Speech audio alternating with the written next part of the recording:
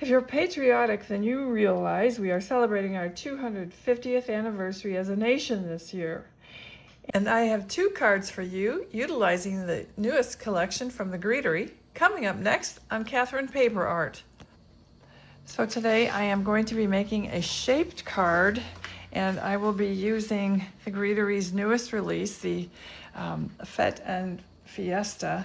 But to make the shape card, I will just be using the Capsule Collections Basics die. And to do that, I will take a piece of Neenah cardstock, the 110-pound weight, and I am going to score this at about 4.5 because this is not a it's not a 5.5 width, 5.5 inch width certainly. So 4.5 inches will do it, and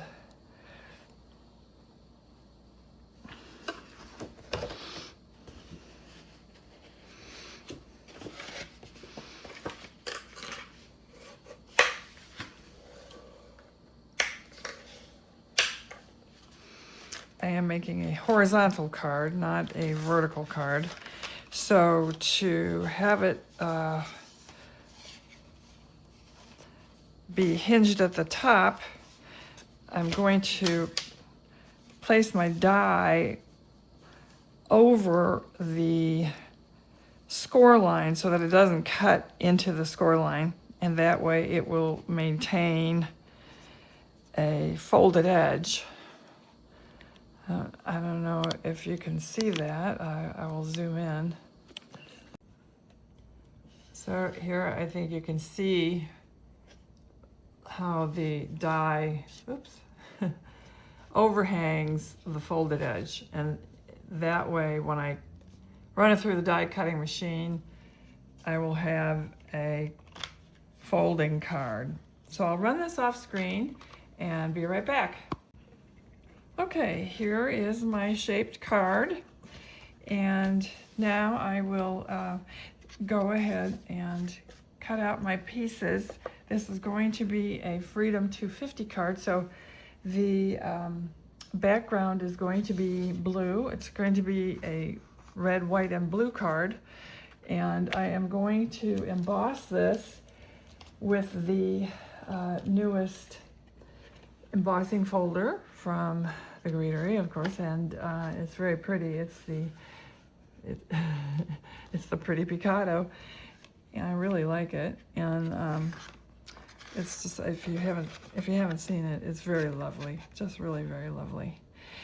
And most of it's going to be covered up, so you'll see what how it'll look when I get it cut out. So I'll do that off camera and be right back. So I should say that I am going to cut it first and then emboss it. That way I retain all of the beautiful embossing. And I will also be using the star border, which is the Capsule star-studded borders. And since I have the blue background, these will be white for my red, white, and blue. And then I will have a red panel sitting on top. So I will do all of this off screen and be right back. Okay, so here is my blue panel with my white star border. And what I did was I decided that I would cut out the white star.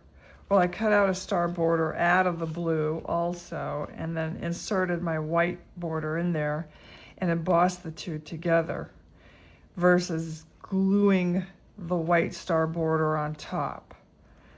That worked out okay. So now I will do my red piece that'll sit on top, and I'll be right back. Okay, so I ran my panel, and I decided that I would use this zigzag edge, and I like it, I really do. But I ran my panel in the Star Stream embossing folder, and that's an older, this was, I hate to say older, it was released last year by the Greetery, by Betsy, and it's very patriotic. And I wanted to try to center this, but as it turns out, well, it's not a big embossing folder, so you can't really fit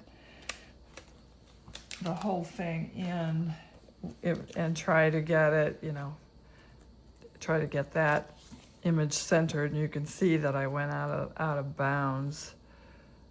I don't know if you can see that. You can definitely see it here. But anyway, that doesn't really matter. So as I was trying to say earlier, this is going to be here, so you really don't get a lot of the pretty Picado embossing folder underneath it, but the bits of it really stick out, and those bits are the bits that I really like, because it's like almost like fireworks sticking out. But anyway, so here's my top panel, and since it's the Freedom 250, celebrating the 250th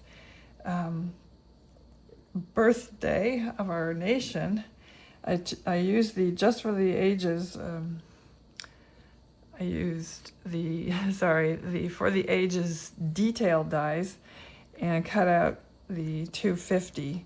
And when you cut out with the details, with the detail dies, you get a 2-for-1. So I got to cut out the gold numbers here, and so I also got silver, because I did the silver outline, I got the silver numbers, and since I did the gold numbers, I got a gold outline, so I got a second set here.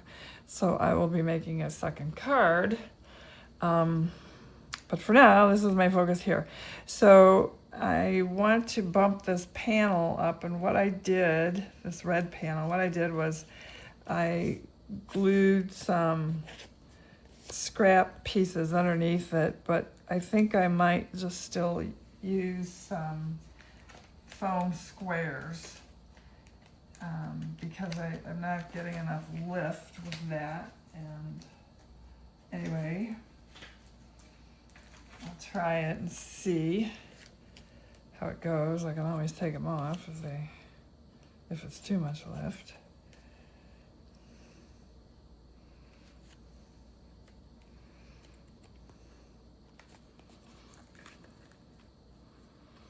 Well, that is a lot of lift. Well, not really, I guess.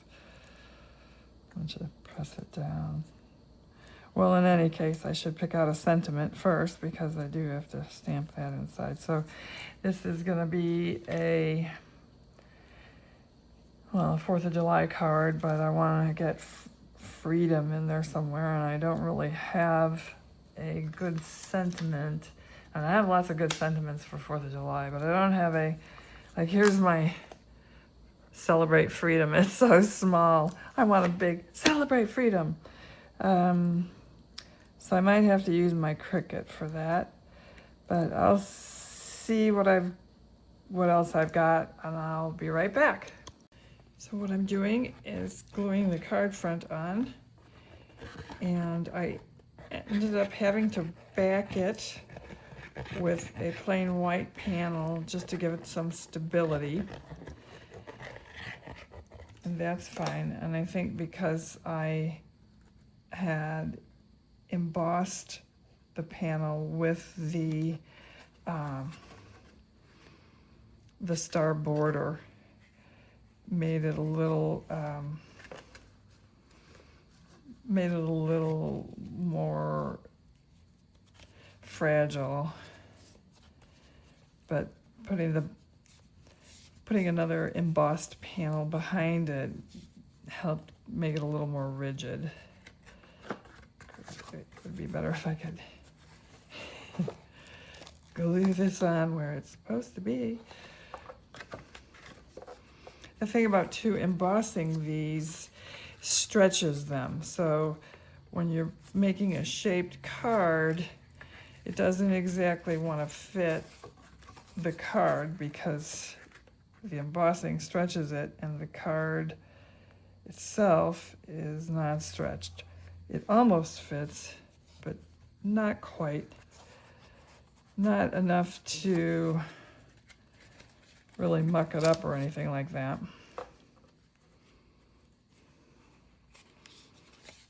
Just my husband calls me a perfectionist, but he doesn't understand the world of card making. So I just try to get it even on all sides. It's funny because it only stretches it one way and shrinks it the other way. So it's shrunken in length and it's stretched in width. But that's okay. The variance is not great. Okay, so now I will take my wedge bone folder and stick it down.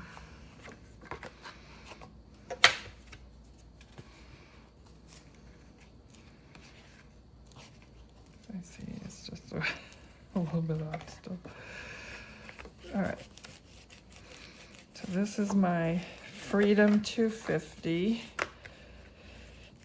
July 4th card thus far. I've stamped an inside sentiment, and I've aligned my numbers to be evenly spaced, so that all I need to do is put them down and add some glue.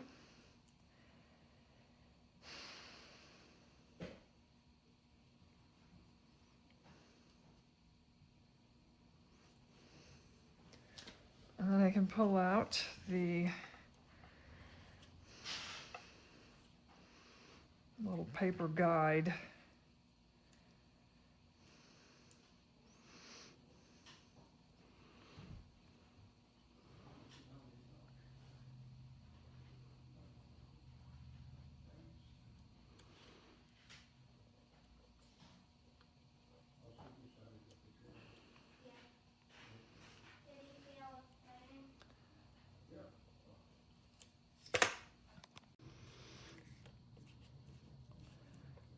So part of that didn't get on camera, but basically this was underneath and I started to glue at the top and I pulled it out when I had these glued and pressed in place, and then put glue under there and press those in place after pulling this out. So it's a very simple way to line up your numbers or text, whatever. Anyway, I'm ready to position this. Now, I really couldn't come up with any better outside sentiment. I was going to pull up something on my Cricut, but I just decided to use these. One is for the other card and this one is for this card. So I'm going to fussy cut these out, and then the card, I'll put it on the card and it will be completed. So I'll fussy cut it off screen and be right back. Okay, these are the finished cards. Now I know I didn't show this one, the making of this one, but the process is the same. And it's just a little bigger, a little different, but still the process is the same, as I said. So I hope you like the cards. I hope you like the video. And if you do, please give us a thumbs up. Thank you for watching.